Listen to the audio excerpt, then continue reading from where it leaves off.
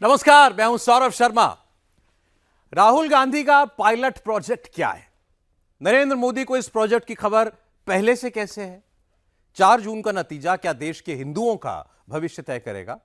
अगर India alliance सत्ता में आ गया तो क्या मुस्लिम समुदाय को रिजर्वेशन मिल जाएगा? क्या पिछड़ों को, दलितों को मिलने वाला आरक्षण कम हो जाएगा? नरेंद्र मोदी ने आज फैक्ट के साथ एक बहुत बड़ा खुलासा किया।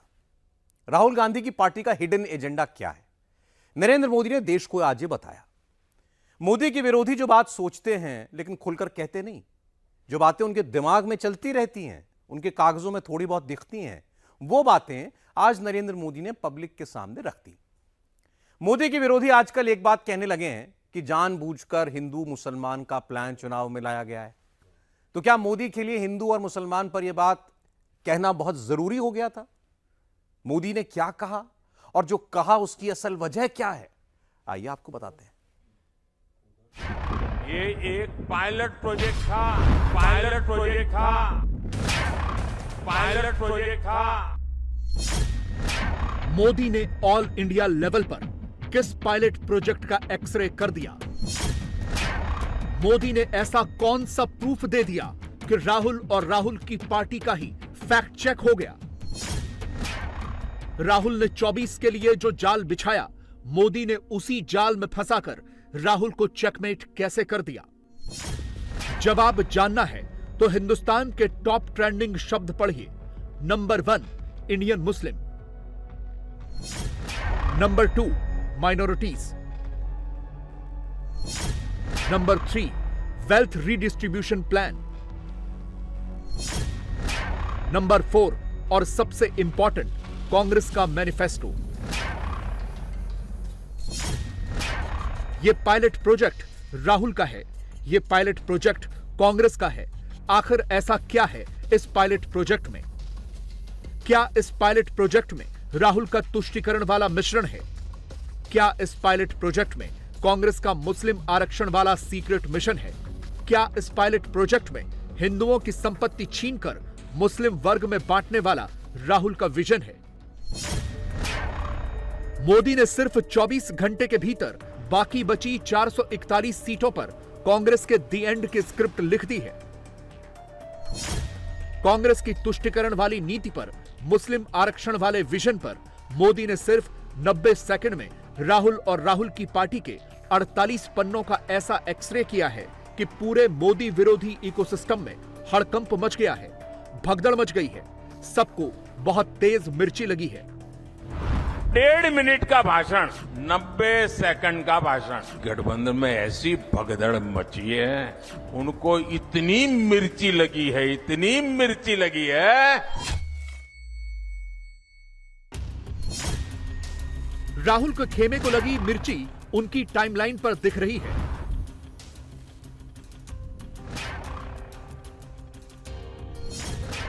राहुल पब्लिक के कंधों पर बंदूक रखकर मोदी से हिसाब बराबर करने की धमकी देने लगे हैं। राहुल की पार्टी के साथी मोदी के लिए कभी निर्लज्ज तो कभी सांप्रदायिक वाला नैरेटिव फिट करने लगे हैं। मोहब्बत की दुकान बनाम नफरत की फैक्ट्री वाले पोस्टर जगह जगह फैला दिए गए हैं। सीक्वेंस ऑफ इवेंट्स देखिए। नरेंद्र मोदी राहुल और राहुल की पार्टी के 24 वाले डेंजरस प्लान को एक्सपोज करते हैं। इसके बाद कांग्रेस अपने स्लीपर सेल्स को एक्टिवेट कर देती है और मोदी पर लेफ्ट राइट सेंटर से नॉनस्टॉप फायरिंग शुरू हो जाती है। हैशटैग डरपोक साहब वाली पहली फायरिंग कांग्रेस की टाइमलाइन से शुरू होती है और इसके बाद देखते ही देखते हैशटैग डरपोक साहिब को टॉप ट्रेंड बना दिया जाता है। मोदी हेट स्पीच वाला नैरेटिव कई प्लेटफॉर्म्स पर बार बार घुमाया जाता है। कांग्रेस इस तरह के बैनर पोस्टर लेकर मोदी के सच पर झूठ का पर्दा डालने की कोशिश तो खूब करती है, मगर वो ये भूल जाती है कि ये मोदी हैं जो बैकफुट पर नहीं फ्रंट फुट पर ही खेलते हैं। कांग्रेस के तुष्टीकरण वाले डीएनए में क्या है, मोदी सबका एक्सरे कर देते हैं। पहले आपको मोदी का वो बयान सुनाते हैं जिसमें उन्होंने राहुल और राहुल की पार्टी के पायलट प्रोजेक्ट का जिक्र किया। इसके बाद हम आपको एक एक करके उस पायलट प्रोजेक्ट का सबूत दिखाएंगे। अभी परसों जब मैं राजस्थान आया था तो मेरा एक 1.5 मिनट का भाषण, 90 सेकंड का भाषण, और मैंने कुछ सत्य देश के सामने रखा और पूरी कांग्रेस और इंडी गठबंधन में ऐसी भगदड़ मची है, ऐसी भगदड़ मची है। मैंने सत्य रखा देश के सामने। कांग्रेस आपकी संपत्ति छीनकर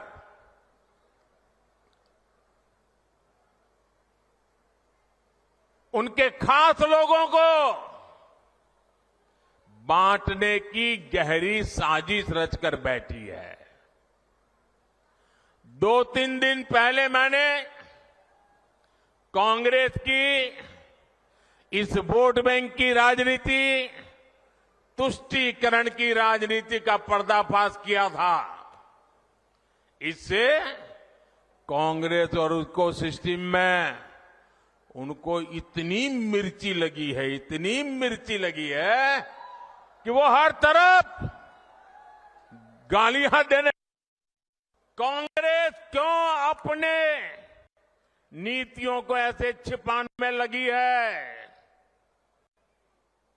जब आपने नीति बनाई है, निर्णय लिया है, तो अब जब मोदी जी ने खुल करके राज रख दिया, आपका हिडन एजेंडा बाहर आ गया, तो अब कांप रहे हो? अरे हिम्मत है तो स्वीकार करो, हम आपसे मुकाबला करने के लिए तैयार हैं। और आपको पता होगा, उन्होंने मैनिफेस्टो में तो लिखा है कि आपकी संपत्ति का सर्वे करेंगे। हमारी माताओं बहनों के पास जो स्त्री धन होता है, जो मंगलसूत्र होता है, उसका सर्वे करेंगे। और फिर उनके एक नेता ने तो भाषण में कहा, एक्सरे किया जाएगा, एक्सरे किया जाएगा। मतलब आपके घर में अगर बाजरे के अंदर डिब्बे में भी कुछ रखा है तो वो भी एक्सरे करके खोजा जाएगा। दीवार में कहीं रखा है तो उसको भी एक्सरे करके खोजा जाएगा। पूरा एक्सरे करने वाले की घोषणा की है और उनके नेता ने पब्लिकली कहा है। और फिर आपकी सारी संपत्ति, जरूरत से ज्यादा जो भी होगा वो उनका कब्जा करेगी उनकी सरकार, कहते हैं, और फिर लोगों को बांट देंगे। मोदी ने कांग्रेस के संदर्भ में जिन खास लोगों का जिक्र किया, उन खास लोगों के लिए राहुल की पार्टी अभी भी वही हिस्सेदारी वाली पटकथा फैला रही है। इन इक्वालिटी वाले शब्दों के पीछे छिपकर मुस्लिम मोहल्ले में अपना वोट बढ़ाने वाले प्लान पर आगे बढ़ रही है। अब सवाल यह है कि क्या कांग्रेस सच में देश और देश के लोगों का पूरा धन धर्म विशेष पर लुटाकर वोट बटोरना चाहती है? कांग्रेस अपनी पोस्ट में यह दावा तो कर रही है कि उसके मैनिफेस्टो में ऐसा कुछ भी नहीं है, यह सरासर झूठ है। मगर क्या कांग्रेस सच बोल रही है या कुछ छिपा रही है? यह जानने के लिए आपको थोड़ा फ्लैशबैक में जाना होगा। 20 साल पहले यानी साल 2004 में जाना होगा। नरेंद्र मोदी 24 में तुष्टीकरण के लिए मुस्लिम रिजर्वेशन वाले कांग्रेस के जिस पायलट प्रोजेक्ट की बात कर रहे हैं, उसकी नींव 2004 में ही रख दी गई थी। पढ़ लीजिए तब अखबारों में क्या हेडलाइन छपती थी। Number 1, Kota for Muslims. Number 2, AP plans law for Muslim reservation. यहां एपी का मतलब हुआ आंध्र प्रदेश। नंबर 3, 5% कोटा फॉर आंध्र प्रदेश मुस्लिम। उस वक्त देश में यूपीए और आंध्र में कांग्रेस की सरकारें थी। कांग्रेस ने मुस्लिम रिजर्वेशन वाला पायलट प्रोजेक्ट 2004 में आंध्र में लॉन्च किया। फिर वो 2014 आते आते यूपीए तक पहुंचा और अब 2024 के लिए कांग्रेस के ऑफिशियल मैनिफेस्टो में भी पीछे के रास्ते से मुस्लिम रिजर्वेशन वाला प्लान बनाया गया है। 24 के लिए कांग्रेस बार बार यही नैरेटिव बना रही है कि मोदी आएंगे तो संविधान बदल देंगे, मगर कांग्रेस ने खुद कैसे एक वर्ग को खुश करने के लिए संविधान बदलने की कोशिश की, एक एक करके पूरा डेटा आपको दिखाते हैं।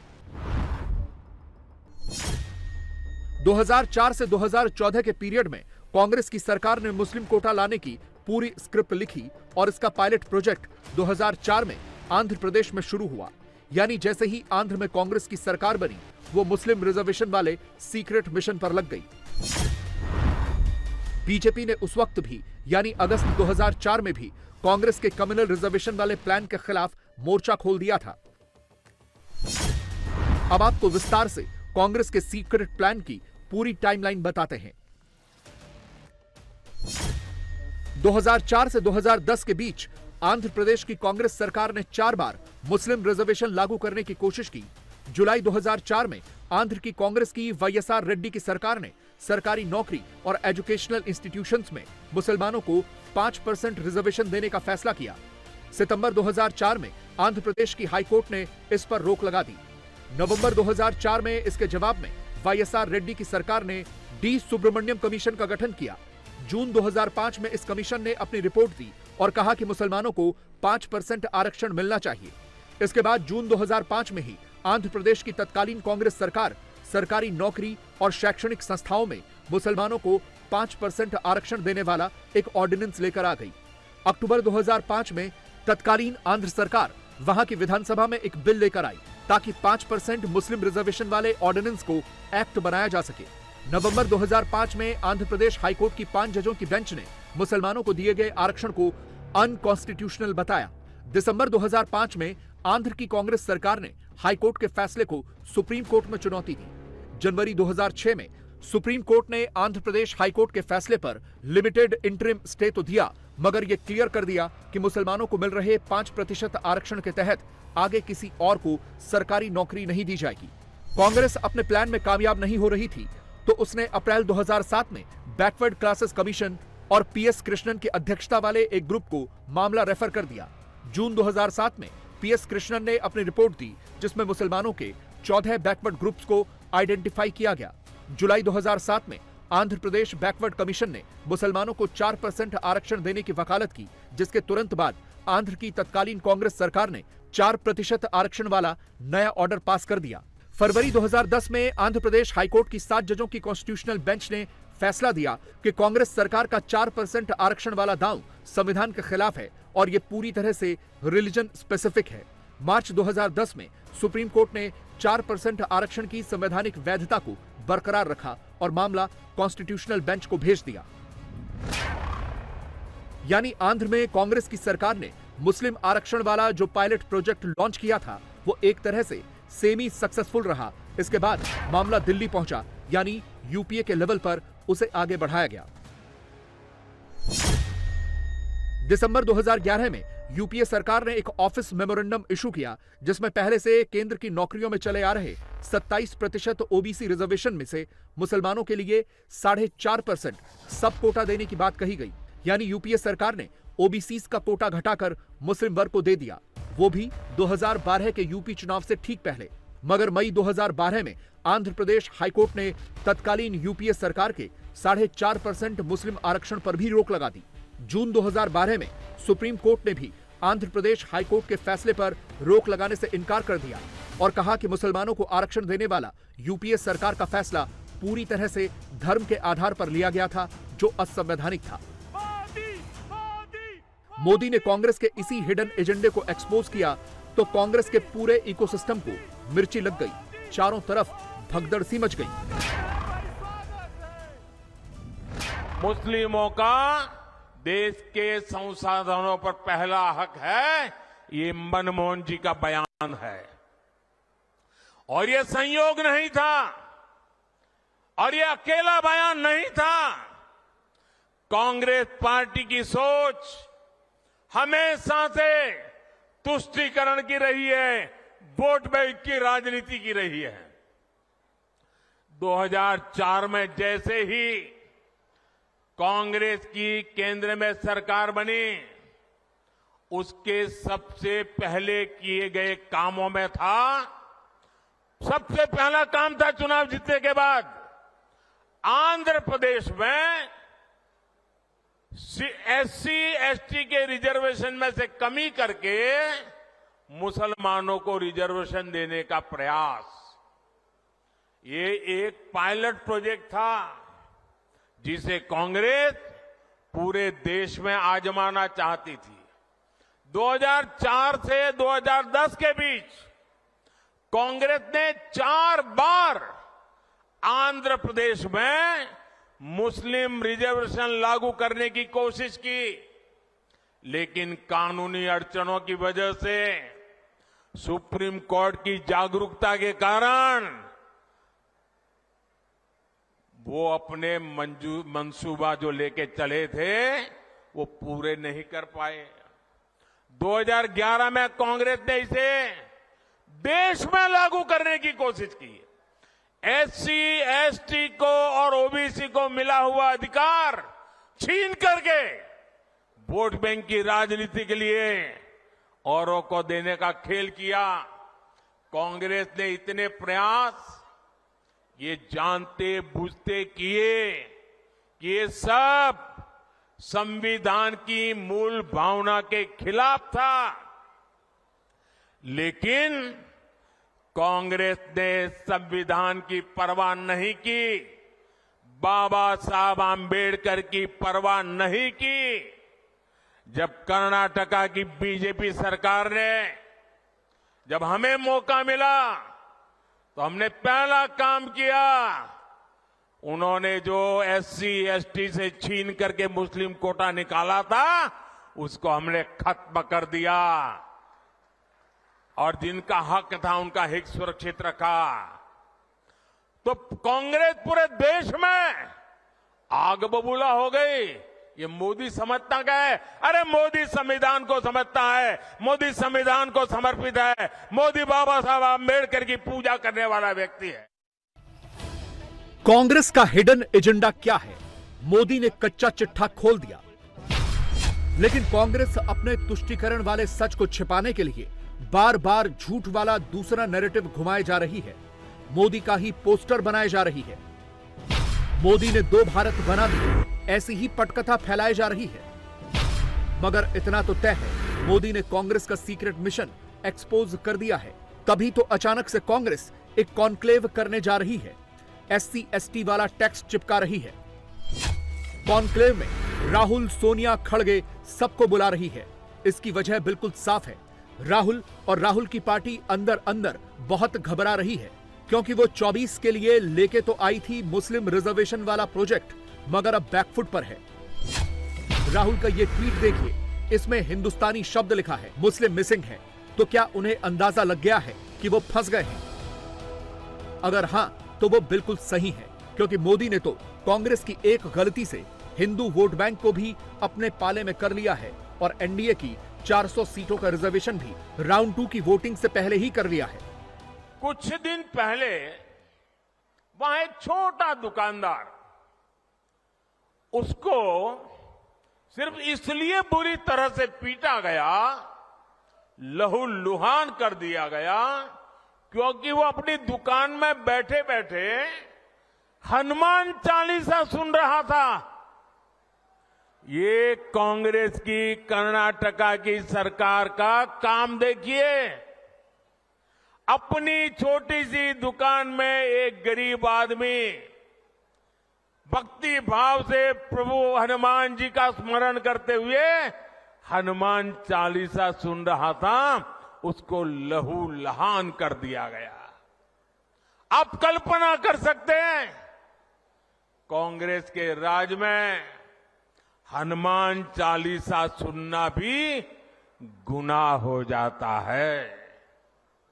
कांग्रेस के राज में अपनी आस्था का पालन करना भी मुश्किल हो जाता है। उनके पार्टी, उनके सारे नेता प्रभु राम का मंदिर बने, प्रभु राम का प्राण प्रतिष्ठा का अवसर हो, मंदिर के लोग जाके रूबरू में आने के लिए निमंत्रण दे, सम्मान पूर्वक निमंत्रण दे और पब्लिकली उस निमंत्रण को ठुकरा दिया जाए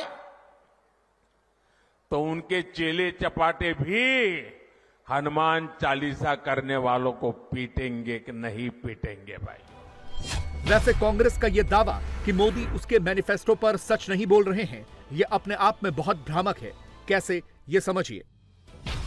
कांग्रेस के मैनिफेस्टो के इक्विटी सेक्शन में लिखा है कि अगर वो सत्ता में आई तो पूरे देश में सोशियो इकोनॉमिक सेंसस कराएगी।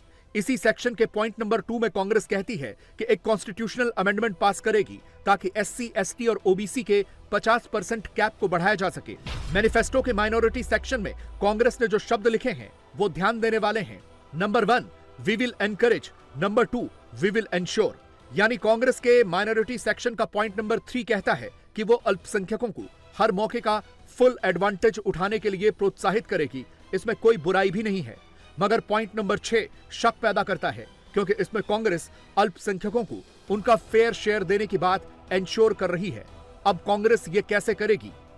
इसका जवाब इक्विटी वाले सेक्शन में है, जिसमें वो कहती है कि कांग्रेस सोशियो इकोनॉमिक सेंसस कराएगी और आरक्षण की 50% लिमिट को बढ़ाएगी।